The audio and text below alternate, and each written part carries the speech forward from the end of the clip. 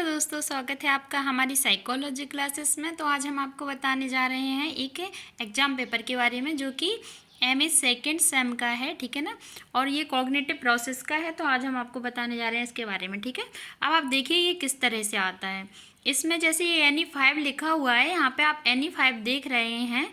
और ये जो NE5 लिखा है इसका मतलब ये है कि इसको जो इसको दिए जाते हैं क्वेश्चन, वो 10 क्वेश्चंस दिए जाएंगे आपको। मतलब 10 में से आपको कोई भी जो है 5 क्वेश्चंस के आंसर देना कंपलसरी होता है, ओके।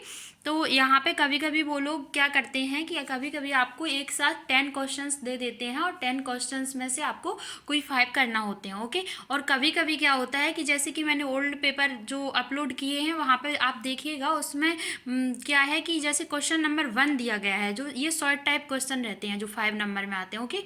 तो जो शॉर्ट टाइप क्वेश्चन रहते हैं 5 नंबर वाले, तो इनमें जैसे क्वेश्चन नंबर 1 देखना, आप क्वेश्चन नंबर 1 दिया गया होगा, उसके आपके अथवा अथवा और करके एक नीचे क्वेश्चन दिया गया होगा, ठीक है। उसके बाद सेकंड नंबर दिया गया होगा। तो ऐसे अथवा और का मतलब ये होता है कि आप उनमें से या तो आप जो पहले दिया गया वो करिए, अथवा और के बाद में दिया गया है वो करिए, ठीक है। उसके बाद आपको सेकंड नंबर लिखा हुआ दिखेगा, तो उसके बाद फिर सेकंड नंबर पे क्वेश्चन लिखा होगा कोई सा भी, फिर उसके बाद अथवा और करके दिया गया होगा, उसके बाद फिर नीचे लिखा होगा, ठीक है। तो उनमें से कोई आपको एक करना होता है।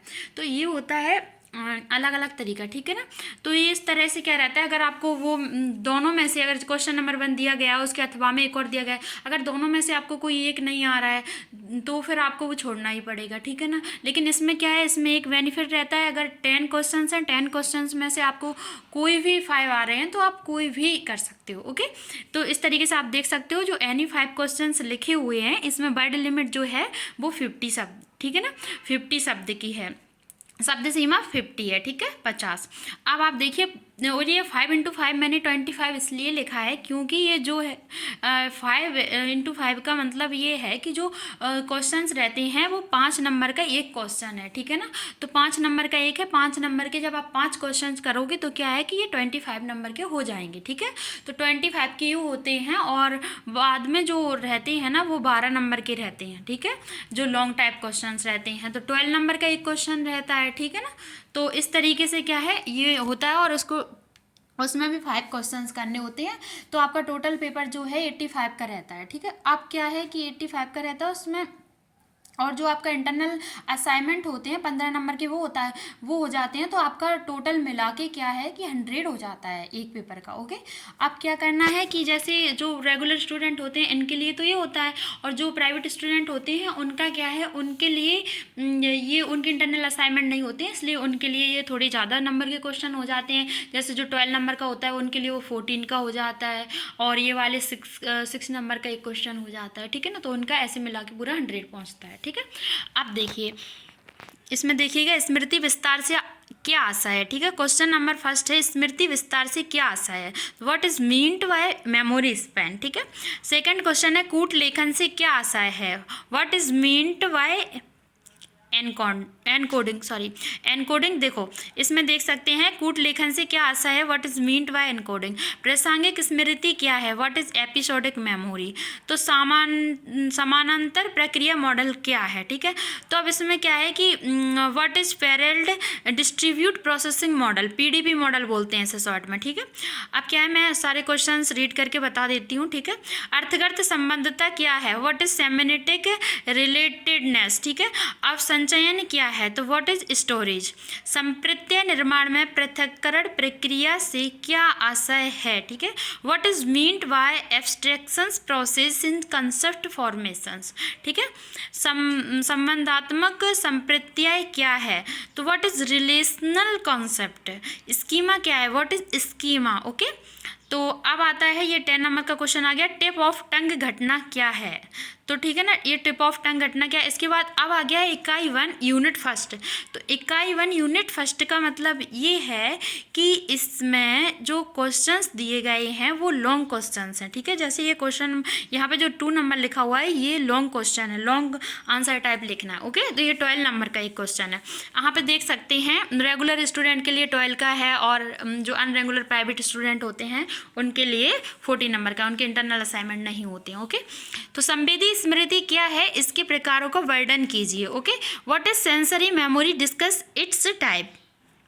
अथवा, अथवा या और का मतलब ये होता है, इसमें जैसे अथवा लिखा है इसको इंग्लिश में और लिखते हैं OR। ओके, तो दीर्घकालीन स्मृति के प्रकारों का वर्णन कीजिए, discuss types of long term memory. Okay, तो इसका मतलब ये है संवेदी स्मृति क्या है, इसके प्रकारों का वर्णन कीजिए। या तो आप ये वाला क्वेश्चन लिख सकती हैं या फिर आप इसका आंसर दे सकते हैं, दीर्घकालिक स्मृति के प्रकारों का वर्णन कीजिए। ठीक है, इन दो में से एक का आंसर देना कंपलसरी होता है। अब आप देखिए इकाई सेकंड। ठीक है, जो क्या है सिलेबस में यूनिट 5 होते हैं और यूनिट 5 में से हर यूनिट में से आपको 2 क्वेश्चंस मिलेंगे, मतलब कि वैसे 4 क्वेश्चंस आएंगे। एक तो जो फर्स्ट रहता है ना answer type, short answer type questions रहते हैं, उनमें आपको दिया जाएगा। ठीक है ना, तो वो अथवा में करके देंगे या वैसे देंगे, तो एक यूनिट से 2 क्वेश्चंस। ठीक है, लेकिन आपको जो करने को दिए जाते हैं 5 नंबर से, मतलब यूनिट से जब आप आंसर दोगे तो एक 5 नंबर क्वेश्चन का दोगे, एक 12 नंबर क्वेश्चन का दोगे। ओके, एक यूनिट से, तो ऐसे ही हर यूनिट से दिया जाता है। अब आप देखिएगा, स्मृति संबंधी टूलविंग के मॉडल का विवरण दीजिए। ठीक है, तो यहाँ पे अथवा में दिया गया है मैक्लिलेड के प्रारूप का वर्णन कीजिए। अब ऐसे ही आप यहाँ पे देख सकते हैं इकाई 3 में क्या है, ये यूनिट 4 का दिया गया है, सॉरी यूनिट 3 का, यूनिट 4 गलती से लिखा होगा, यूनिट 3 का है अर्थगत स्मृति क्या है, इसकी प्रकृति व विशेषताओं का विवरण दीजिए। ओके, तो what is semantic memory, discuss its nature and characteristics. ठीक है, तो अर्थगत स्मृति संबंधी किसी एक मॉडल का वर्णन कीजिए। ठीक है, discuss any one model of semantic memory.